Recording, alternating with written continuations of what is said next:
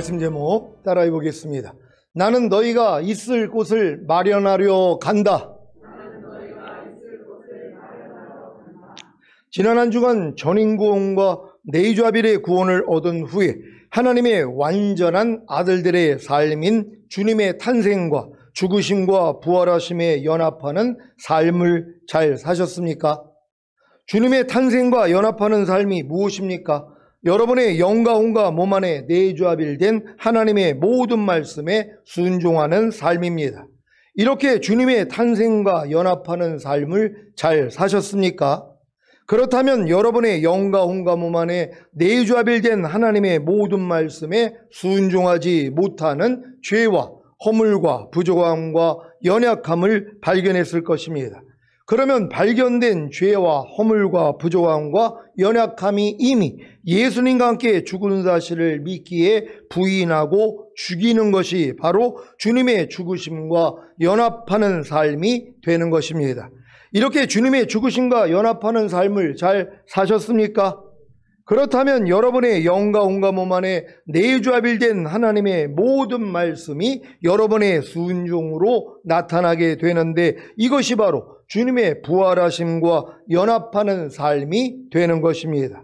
이렇게 주님의 부활하심과 연합하는 삶을 잘 사셨습니까? 그렇다면 하나님의 완전한 아들들의 삶을 잘 사신 것입니다.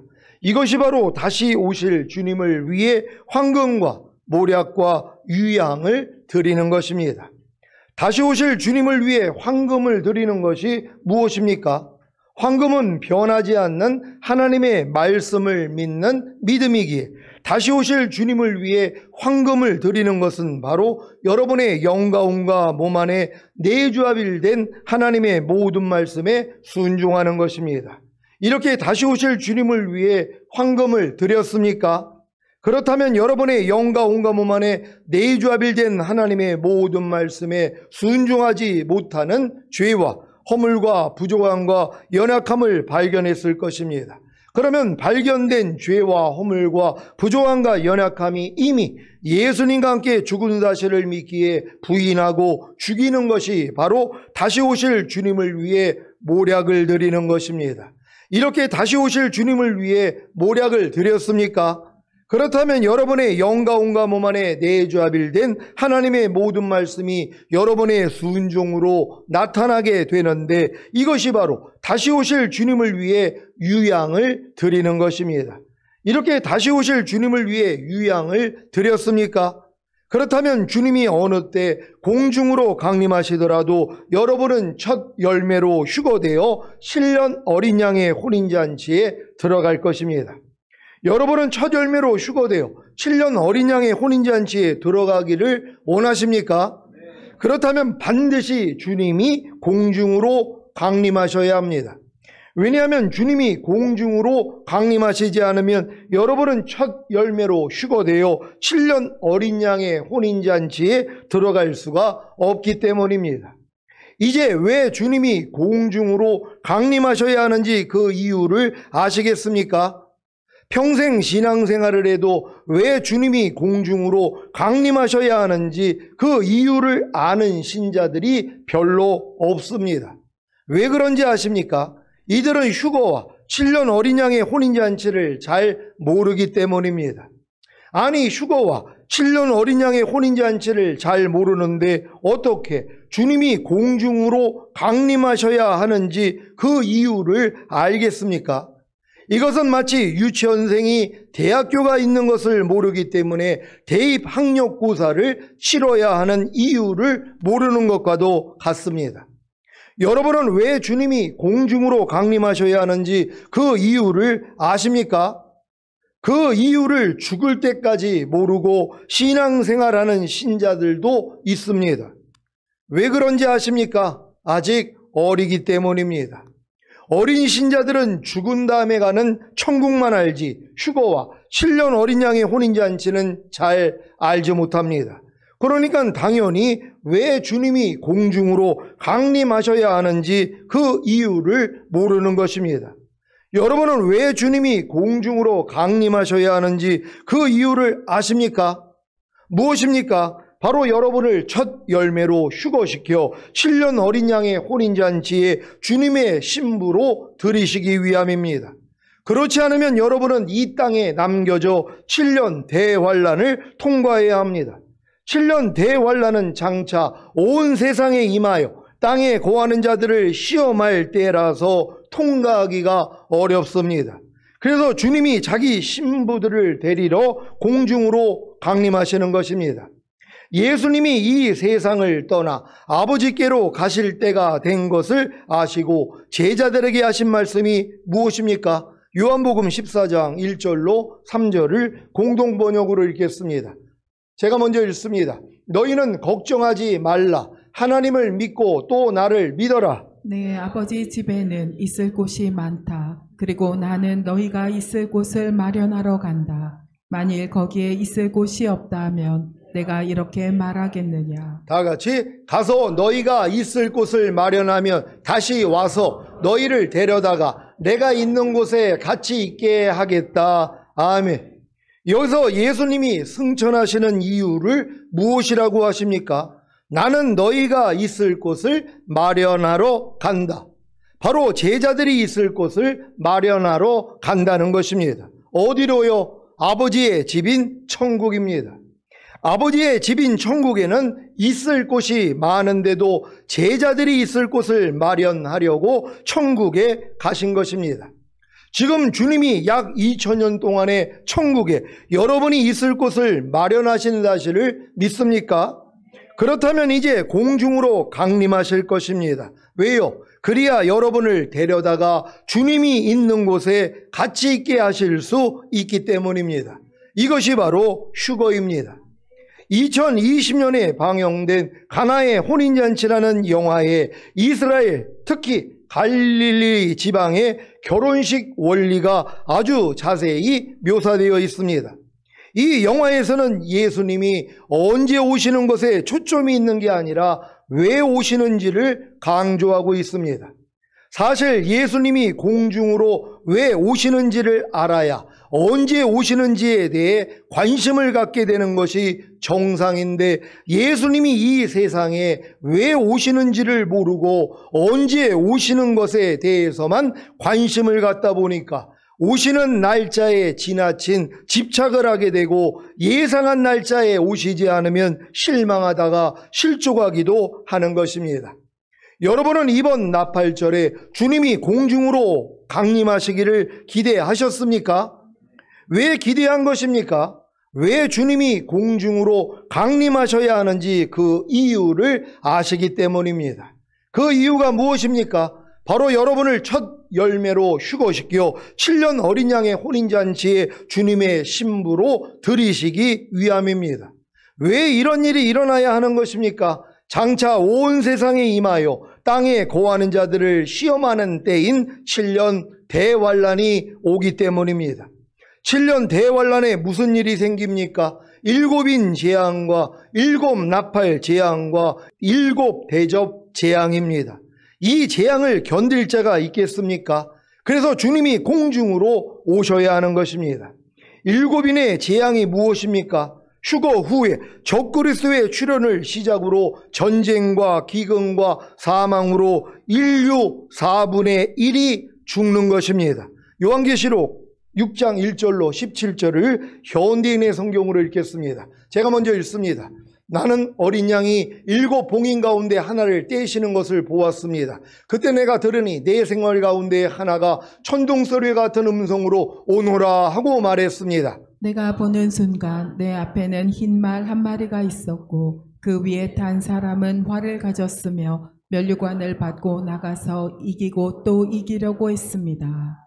어린 양이 둘째 봉인을 떼실 때 나는 둘째 생물이 오너라 하고 말하는 소리를 들었습니다. 그러자 다른 말이 나오는데 그것은 붉은 말이었습니다. 그 위에 탄 사람은 땅에서 평화를 없애고 사람들끼리 서로 죽이게 하는 권한을 받았으며 또 큰 칼 하나를 받았습니다. 어린 양이 셋째 봉인을 떼실 때 나는 셋째 생물이 오너라 하고 말하는 소리를 들었습니다. 그래서 내가 보니 검은 말 한 마리가 있고 그 위에 탄 사람은 손에 저울을 들고 있었습니다. 그리고 나는 내 생물 사이에서 나는 듯한 이런 음성을 들었습니다. 하루 품삯을 가지고 밀 1리터나 보리 3리터밖에 살 수 없는 흉년이다. 그러나 감람 기름과 포도주는 해치지 말아라. 어린 양이 넷째 봉인을 떼실 때 나는 넷째 생물이 오너라 하고 말하는 소리를 들었습니다. 그래서 내가 보니 부르스름한 말이 있는데 그 위에 탄 사람의 이름은 죽음이었으며 지옥이 그 뒤를 따르고 있었습니다. 그들은 전쟁과 기근과 질병과 짐승들을 가지고 세상 사람 4분의 1을 죽일 권한을 받았습니다. 어린 양이 다섯째 봉인을 떼실 때 나는 하나님의 말씀을 증거하다가 죽임을 당한 사람들의 영혼이 제단 아래에 있는 것을 보았습니다. 그들은 큰 소리로 거룩하고 참되신 주님, 언제나 땅에 사는 사람들을 심판하여 우리를 죽인 원수를 갚아주시렵니까? 하고 부르짖었습니다. 그러자 그들에게는 저마다 흰 예복이 한 벌씩 주어졌습니다. 그리고 그들의 동료 종들과 형제들도 죽임을 당하여 그 수가 차기까지 그들에게 잠시 동안 더 쉬라고 하셨습니다. 어린 양이 여섯째 봉인을 떼실 때에 내가 보니 큰 지진이 일어나며 혀가 검은 천처럼 새까맣게 되고 달은 온통 핏빛으로 변하였습니다.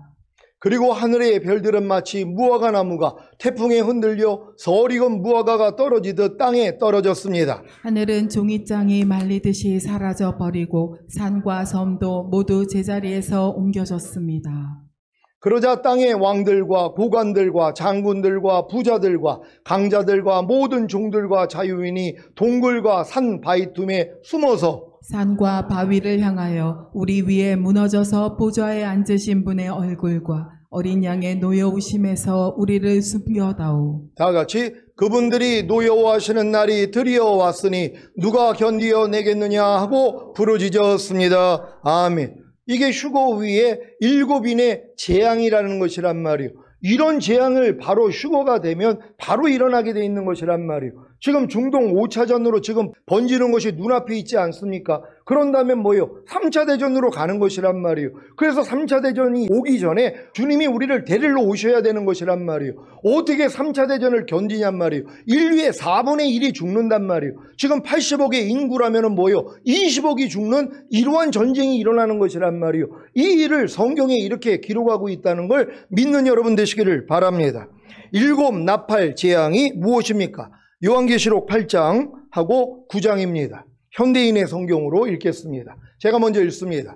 어린 양이 7째 봉인을 떼실 때 하늘이 반 시간쯤 고요하였습니다. 내가 보니 하나님 앞에 7 천사가 서 있는데 그들은 각각 나팔을 받았습니다. 또 다른 천사가 금향료를 들고 와서 제단 앞에 섰습니다. 그 천사는 모든 성도들의 기도와 함께 보좌 앞에 있는 금제단에 드리려고 많은 향을 받았습니다. 그때 향의 연기가 성도들의 기도와 함께 천사의 손에서 하나님 앞으로 올라갔습니다. 그리고 천사가 향로를 가지고 와서 제단의 불을 가득 담아 땅에 던지자 천둥과 번개가 치며 지진과 요란한 소리가 났습니다. 드디어 7 천사가 나팔 불 준비를 하였습니다.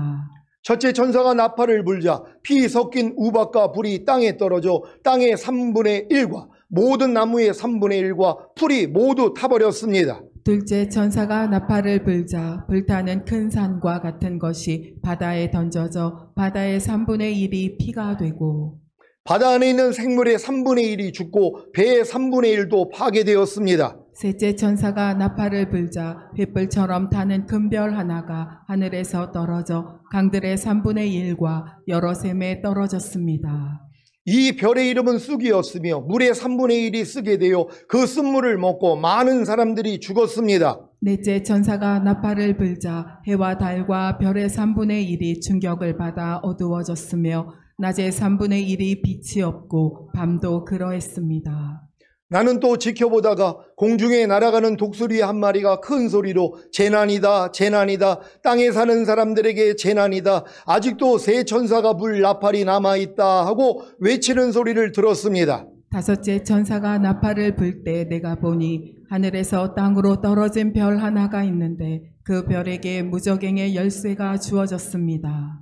그 별이 무저갱을 열자 큰 용광로에서 내뿜는 연기와 같은 것이 솟아올라 해와 하늘이 그 연기로 어두워졌습니다. 그리고 그 연기 속에서 전갈처럼 쏘는 권세를 받은 메뚜기 떼가 나와 온 땅에 퍼졌습니다.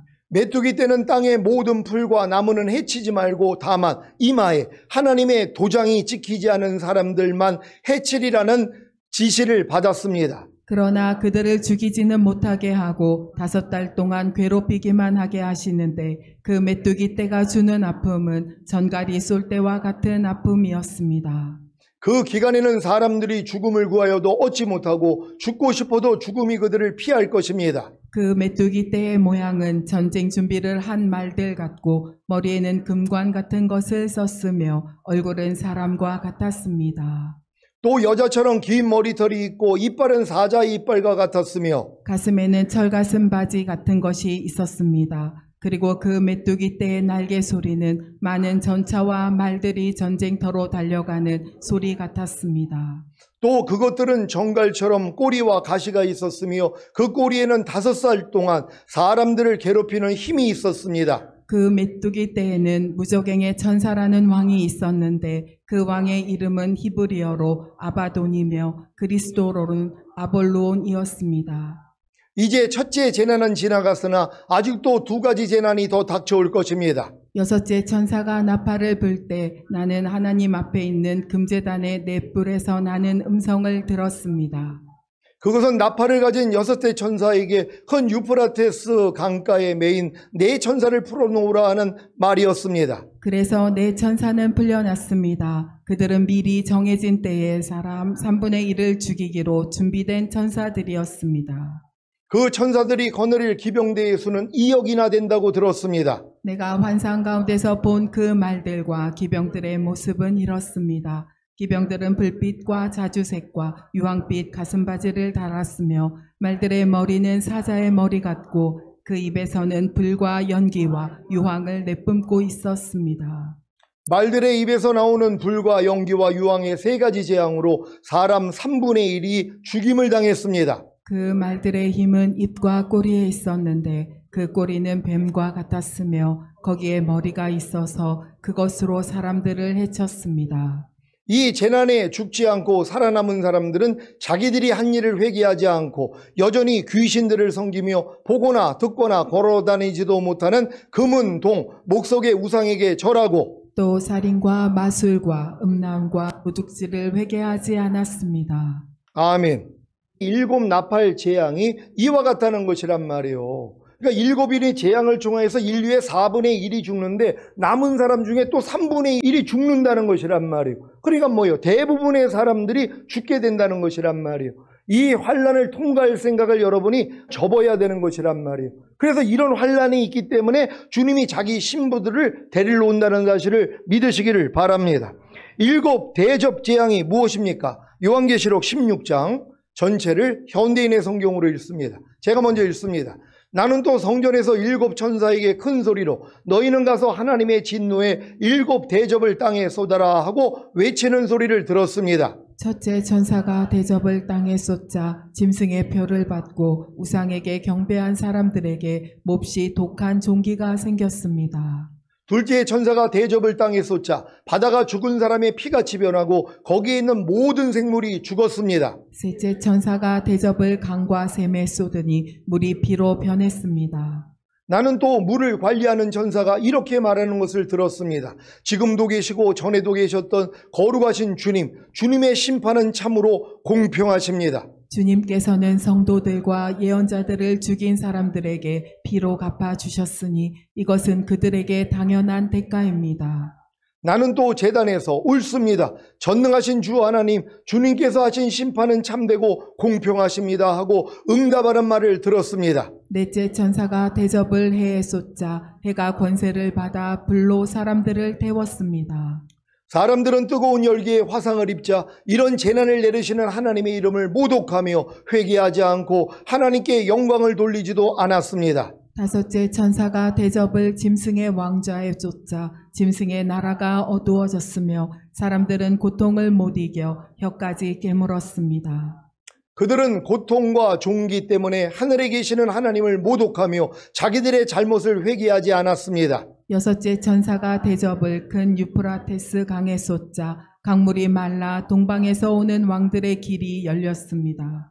나는 또 용과 짐승과 거짓 예언자의 입에서 개구리 같은 더러운 새 영이 나오는 것을 보았습니다. 그것들은 기적을 행하는 귀신들의 영입니다. 그 영들은 전능하신 하나님의 심판날에 있을 전쟁을 위하여 온 세계의 왕들을 모으려고 나갔습니다.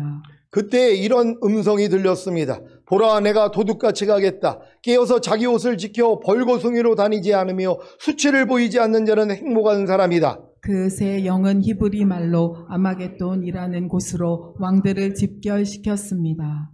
일곱째 천사가 대접을 공중에 쏟자 성전 보좌에서 다 마쳤다 하는 큰 음성이 울려 나왔습니다. 그리고 천둥과 번개가 치고 큰 지진과 요란한 소리가 났는데 그 지진은 땅에 사람이 생긴 이래로 일찍이 볼 수 없었던 엄청나게 큰 것이었습니다.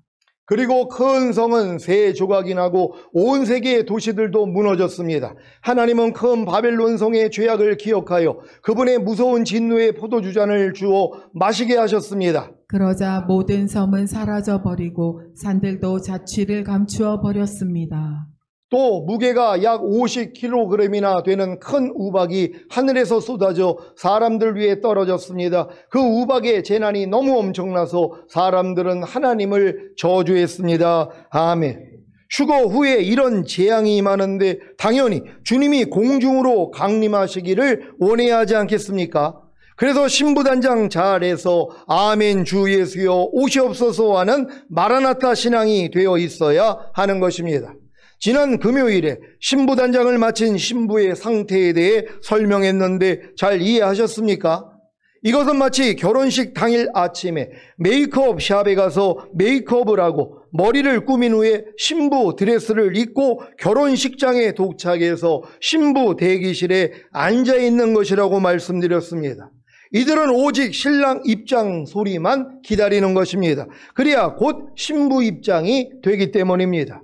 신부 대기실에 앉아서 오직 신랑 입장 소리만 기다리는 신부의 모습이 무엇이라고 했습니까?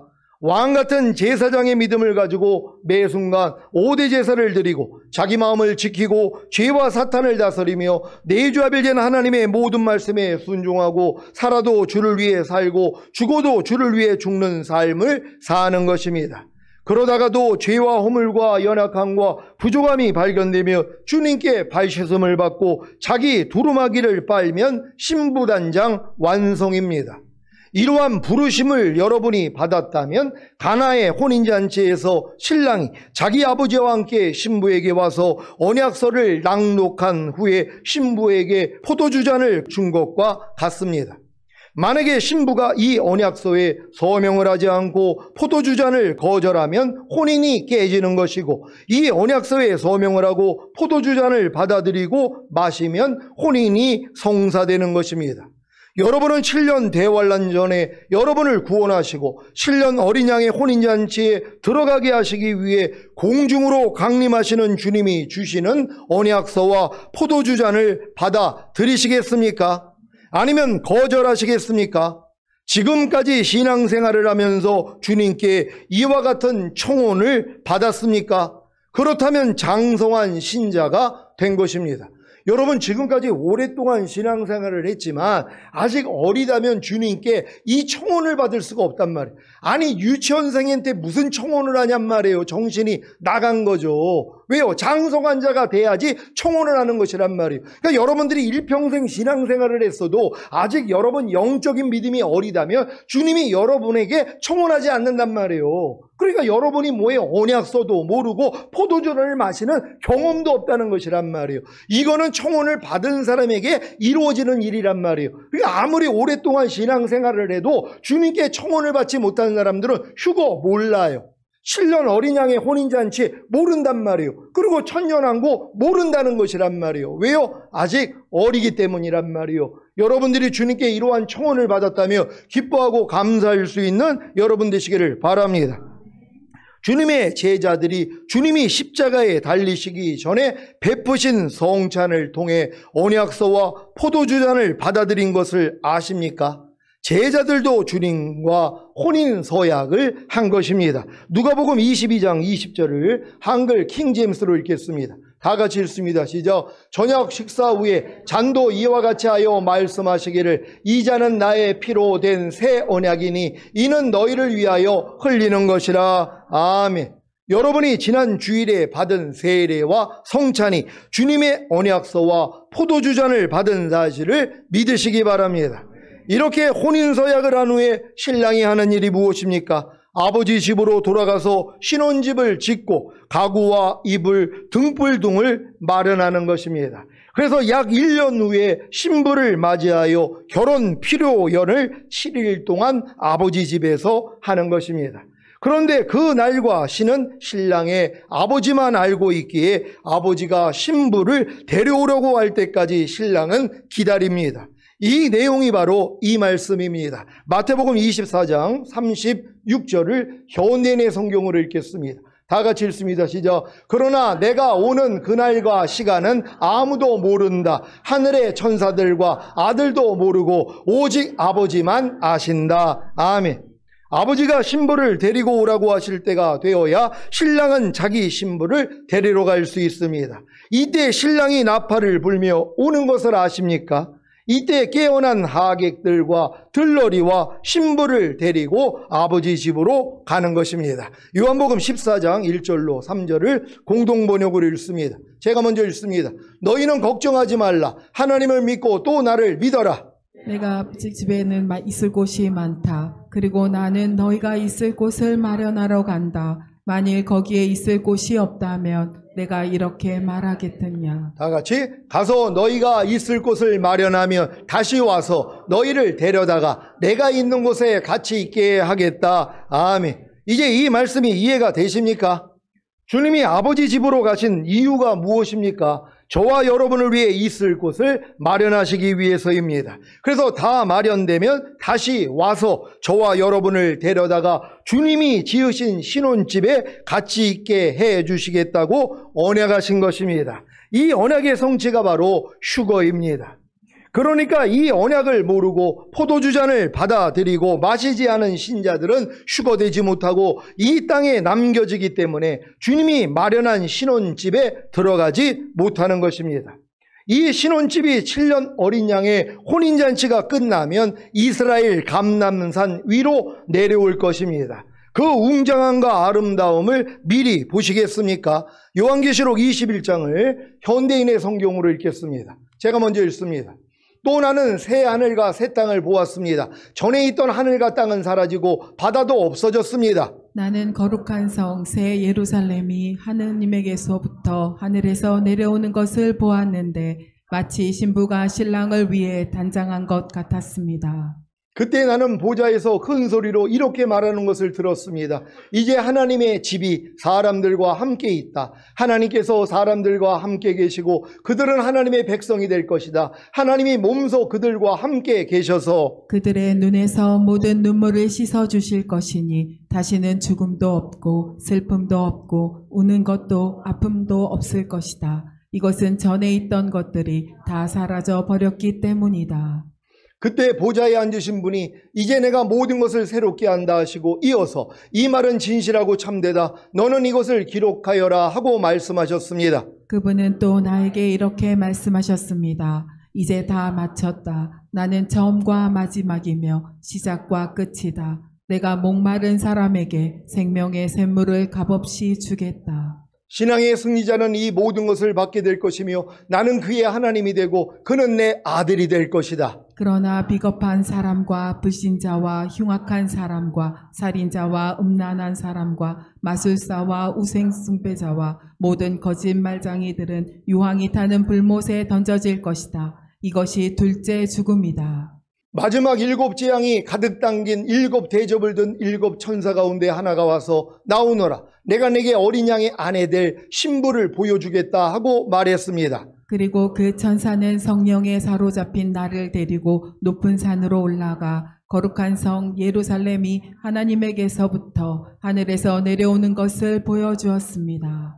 그 성은 하나님의 영광의 광채로 둘러싸여 그 빛이 귀한 보석과 같았고 수정처럼 맑은 벽옥과 같았습니다. 그 성에는 크고 높은 성벽과 12문이 있었으며 그 문에는 12 천사가 있고 이스라엘 12 지파의 이름이 쓰여 있었는데 그 문은 동서남북에 각각 3개씩 있었습니다. 또 성벽에는 12개의 주춧돌이 있고 그 위에 어린 양의 12 사도의 이름이 쓰여 있었습니다.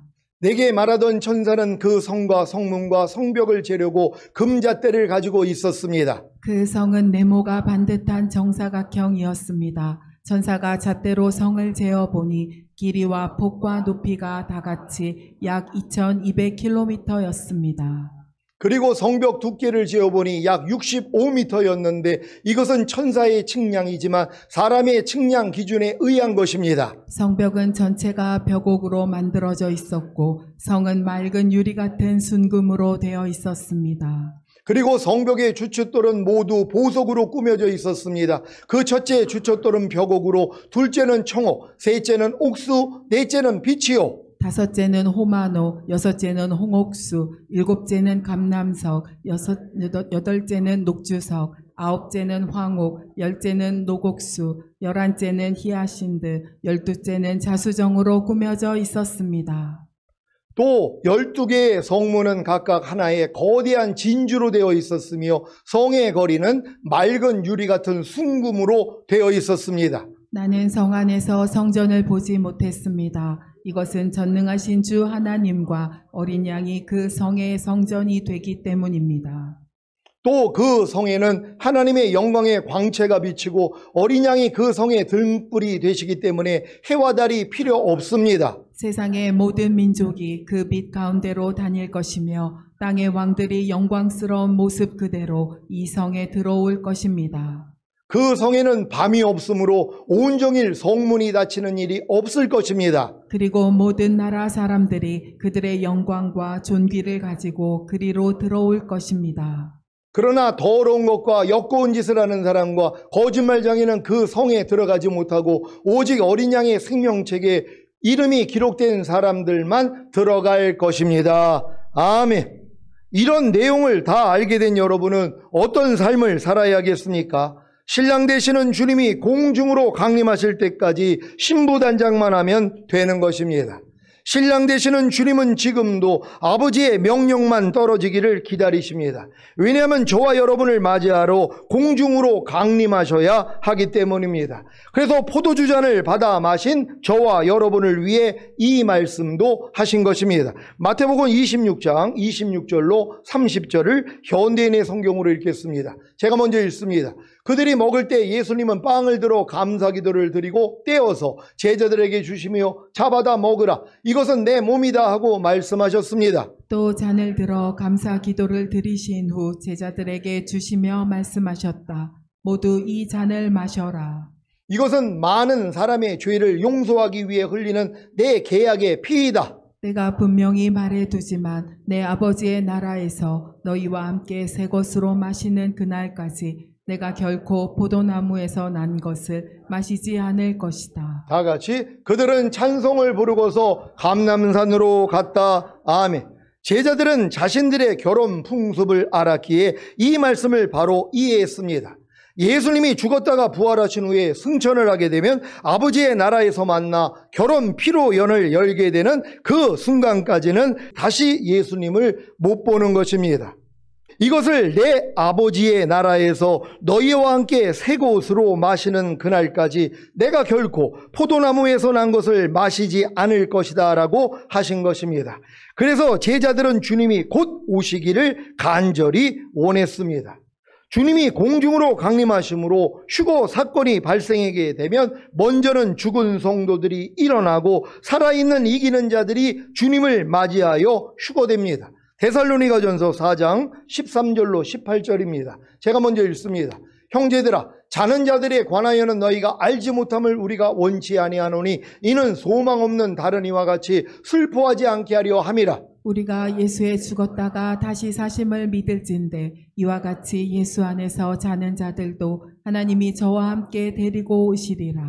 우리가 주의 말씀으로 너희에게 이것을 말하노니 주 강림하실 때까지 우리 살아남아 있는 자도 자는 자보다 결단코 앞서지 못하리라. 주께서 호령과 천사장의 소리와 하나님의 나팔로 진이 하늘로 쫓아 강림하시리니 그리스도 안에서 죽은 자들이 먼저 일어나고 그 후에 우리 살아남은 자도 저희와 함께 구름 속으로 끌어올려 공중에서 주를 영접하게 하시리니 그리하여 우리가 항상 주와 함께 있으리라. 그러므로 이 여러 말로 서로 위로하라. 아멘. 진짜 신기한 것은 구약과 신약 성경에서 직접적으로 혹은 간접적으로 재림에 대해서 언급하는 구절이 76%나 됩니다.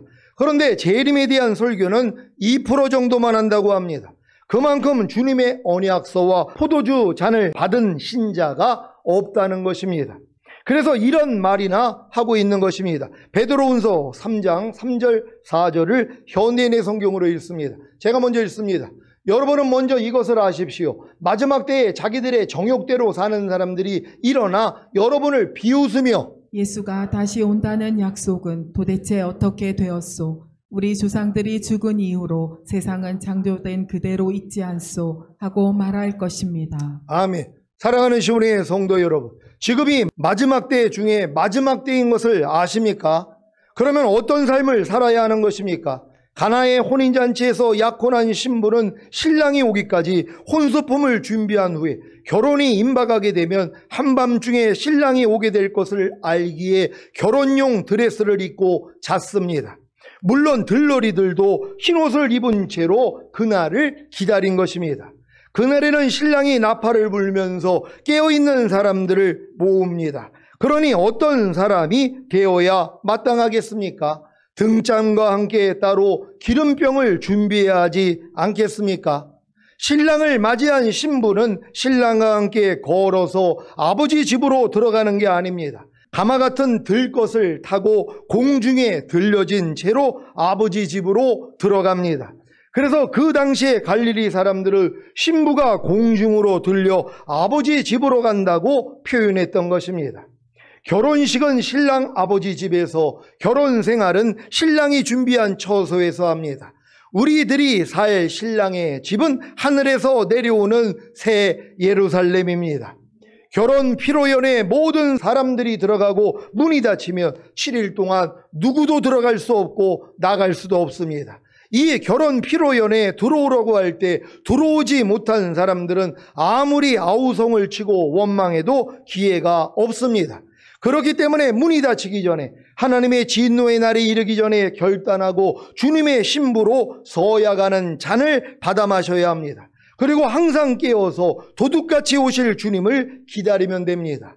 지난 주일에 성례전에 참여하신 분들은 이미 주님의 신부로 서야가는 잔을 받아 마신 것입니다. 그래서 항상 깨어서 도둑같이 오실 주님을 기다리면 됩니다. 어떻게 해요? 왕같은 제사장의 믿음을 가지고 매 순간 5대 제사를 드리고 자기 마음을 지키고 죄와 사탄을 다스리며 내주하별된 하나님의 모든 말씀에 순종하고 살아도 주를 위해 살고 죽어도 주를 위해 죽는 삶을 사는 것입니다. 그러다가도 죄와 허물과 연약함과 부족함이 발견되며 주님께 발씀을 받고 자기 두루마기를 빨면 신부단장 완성입니다.